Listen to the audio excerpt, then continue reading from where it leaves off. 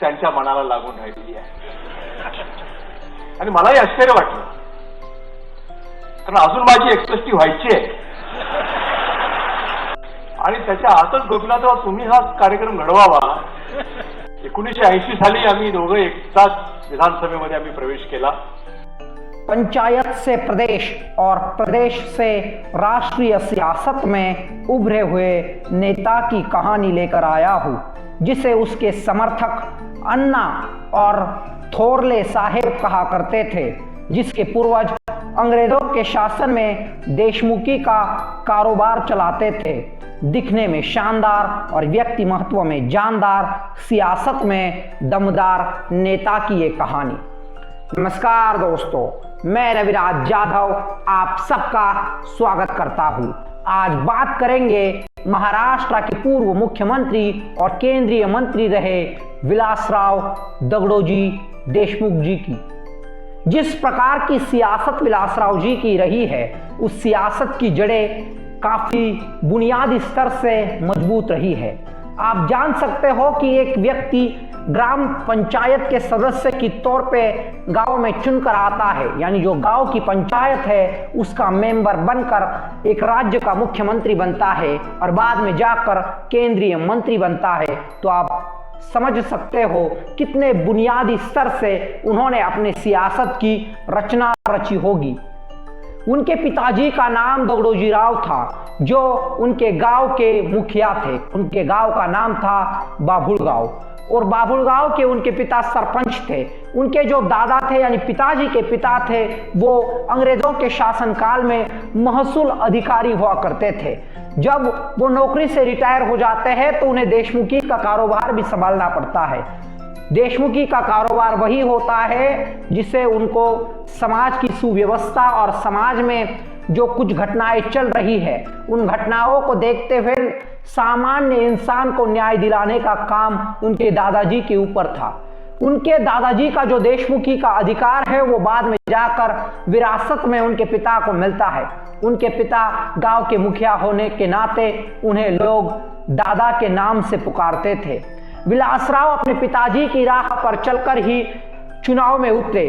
पहली बार वो ग्राम पंचायत के सदस्य बने. 1974 और 1980 के दरमियान वो ग्राम पंचायत के सदस्य थे. 1976 में वो गांव के सरपंच बने और उसके बाद उन्होंने सीधे तौर पे विधायक का चुनाव भी लड़ा. विलासराव देशमुख दिखने में काफी शानदार थे. उनके व्यक्ति महत्व में हमेशा एक उत्साह नजर आता था और उन्हें देखकर कोई भी ऊर्जावान हो जाए, इतना कार्य करने का उत्साह या इतनी ज्यादा तौर पे हलचल करने की आदत विलासराव देशमुख जी को अपने जीवन के शुरुआती क्षणों से ही थी. और 1973 में उन्होंने वैशाली नाम के एक सभ्य, सुशील और सुंदर युवती से शादी कर ली. विलासराव देशमुख जी को 3 पुत्र है. पहले अमित देशमुख जो आज की घड़ी में विधायक है, दूसरे रितेश देशमुख जो बॉलीवुड में एक्टर के तौर पे तजुर्बा हासिल किए हुए हैं, एक शानदार कलाकार है, और तीसरे धीरज देशमुख, वो भी सियासत में व्यस्त है, वो भी विधायक है. और विलासराव देशमुख जी का जो वसा वारसा है उसकी जिम्मेदारी आज उनके पुत्र पे आई है. क्या उनके पुत्र विलासराव देशमुख जैसा ही कार्य कर पाते हैं? क्या उनकी झलक उनके पुत्र में हमें नजर आती है? तो ये आने वाली सियासत हमें जरूर बताएगी. विलासराव आज हमारे बीच नहीं है, लेकिन उनके समर्थक जब भी उन्हें याद करते होंगे तो उनके आंखों में आंसू जरूर झलकते होंगे. 2000 का वो साल था. उसी साल में विलासराव देशमुख जी के पिता दगड़ोजी राव देशमुख उन्हें छोड़कर चले गए. उसके साथ ही विलासराव देशमुख जी के जो भाई थे, यानी दिलीप राव, जिनका नाम था दिलीप राव देशमुख, महाराष्ट्र की लेजिस्लेटिव काउंसिल के मेंबर भी थे. कुछ समय वो महाराष्ट्र सरकार में मंत्री भी रहे हैं. उसके साथ ही विलासराव देशमुख जी की और एक व्यक्तिगत बात, वो जाधव क्लैन से आते थे. क्लैन अर्थात जिसे मराठी में कुल कहते हैं, यानी वो जाधव कुल से आते थे. जाधव कुल जो है वो यादव कुल से बना हुआ कुल था. और इसी वजह से जो विलासराव देशमुख थे वो अपने सरनेम की वजह से यानी देशमुख नाम की वजह से काफ़ी चर्चा में रहा करते थे, क्योंकि महाराष्ट्र के भीतर जो मराठा समाज है उसमें देशमुख और पाटिल का जो ओहदा है वो कुछ अलग ही स्तर का ओहदा है, उनकी विरासत कुछ अलग कह जाती है। जहाँ तक विलासराव देशमुख जी के सियासी सफ़र की हम बात करें तो उनका सियासी सफ़र शायद किसी नेता से कम दिलचस्प नहीं है। 1974 और 80 के दरमियान अपने गांव की राजनीति में सक्रिय रहे विलासराव देशमुख जी का जो प्रभाव था वो कांग्रेस के भीतर उस वक्त उनके तहसील में और जिले में काफ़ी ज़्यादा था, और इसीलिए वो उस समय यूथ कांग्रेस के अध्यक्ष भी थे 1974-80 के दरमियान। उसके बाद वो सीनियर कांग्रेस कमेटी जो होती है उसके जिला अध्यक्ष भी बन जाते हैं, और उसके बाद वो 1980 में विधायक का चुनाव लड़ते हैं। 1980 से 1995 तक वो महाराष्ट्र लेजिस्लेटिव असेंबली के मेंबर हुआ करते थे। इस द्वारा 1985 टू 1995 के दौरान वो महाराष्ट्र सरकार में राज्य मंत्री, कैबिनेट मंत्री, कई सारे ओहदों पर कार्य करते हैं, और 1995 का वो साल होता है उस वक्त विलासराव देशमुख जी के सियासी सफर में एक उतार आ जाता है, वो विधायक का चुनाव हार जाते हैं, और उसके बाद 1999 में वो कुछ ऐसा कर जाते हैं कि कांग्रेस में उनकी ताकत काफी ज्यादा हद तक बढ़ जाती है। वो 91,000 वोट से यानी 1 लाख से सिर्फ 9,000 कम वोट से विधायक का चुनाव जीत जाते हैं। उस विधानसभा चुनाव में सबसे ज्यादा वोट से कोई चुनाव जीता होगा तो वो विलासराव देशमुख ही है।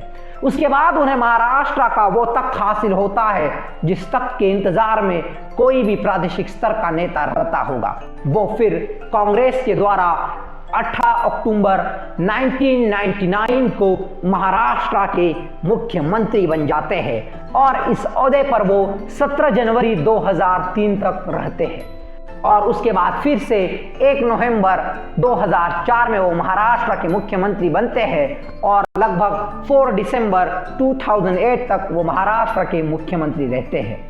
और उसके बाद विलासराव देशमुख जी को 2009 में कांग्रेस राज्यसभा में भेज देती है और वो केंद्रीय मंत्री बन जाते हैं।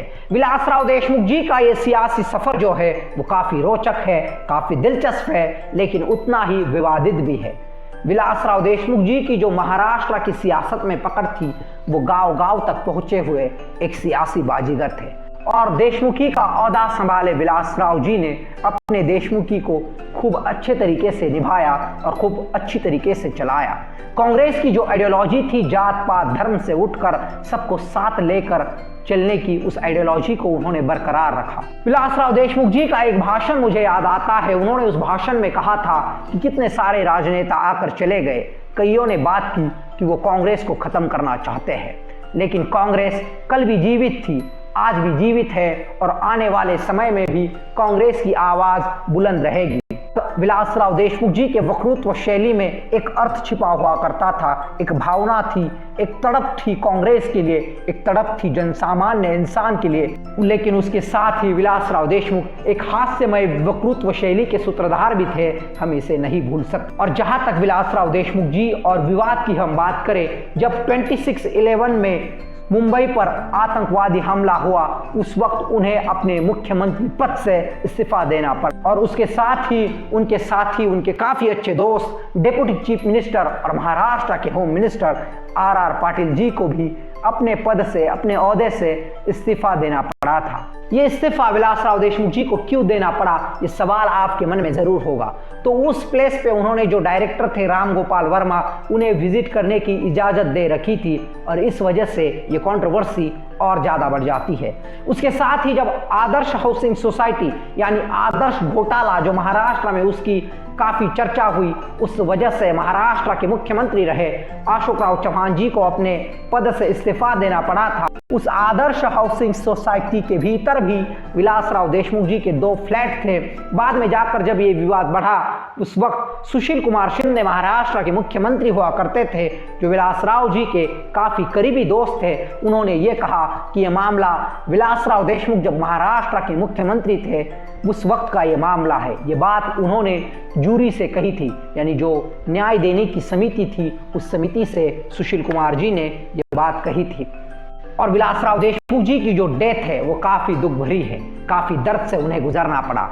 और ऐसा माना जाता है कि उनके दो पुत्र धीरज और रितेश की शादी की वजह से और अन्य सारे कई कार्य होने की वजह से विलासराव देशमुख सियासी सफर में चलते चलते अब थक गए थे और इसी वजह से उन्हें अचानक से चेन्नई के एक अस्पताल में भर्ती करना पड़ा।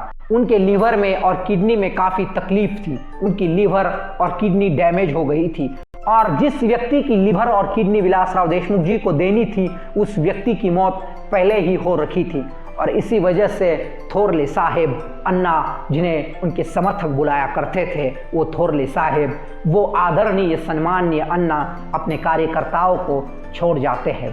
लातूर डिस्ट्रिक्ट से विलासराव देशमुख आया करते थे और लातूर मानो एक ऐसा डिस्ट्रिक्ट है जहां विलासराव देशमुख जी का नाम घर घर में लिया जाता है। विलासराव देशमुख जी की बगैर वो लोग मानो अनाथ हो गए हैं। थोरले साहेब अन्ना उनके बीच आज नहीं है, लेकिन क्या उनकी झलक उनके पुत्र अमित और धीरज में क्या उन लोगों को दिखती है? उनके समर्थक उनसे काफ़ी मोहब्बत किया करते थे।